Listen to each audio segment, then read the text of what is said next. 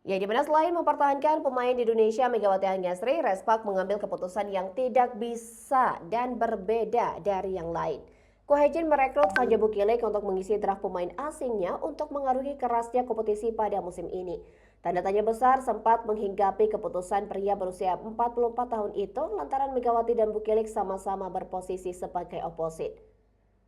Dengan memiliki latar belakang yang sama dengan Megawati, pemain asal Serbia itu berpotensi menghadirkan situasi tumpang tindih di lini serang. Akan tetapi satu demi satu pertanyaan yang menghinggapi tersebut perlahan terjawab tatkala Kohejin meracik strategi di Kufo Cup 2024. Bukilik digeser untuk mengisi peran sebagai outside hitter sedangkan Megawati masih mengemban tugas lamanya sebagai oposit. Dengan hal tersebut, Raspak berhasil melangkah jauh pada turnamen Kufo Cup 2024 hingga babak final. Raspak gagal meraih gelar juara usai di laga final kalah dari Suwon Hyundai IMC Hillstate dengan skor 1-3. Hasil runner-up pada turnamen Kufo Cup 2024 kemarin merupakan hasil yang sesuai harapan bagi Kohejin.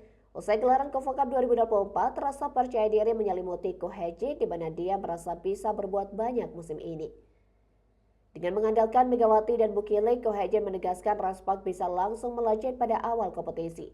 Berikut jadwal Raspak di Liga Voli Korea Selatan untuk putaran pertama.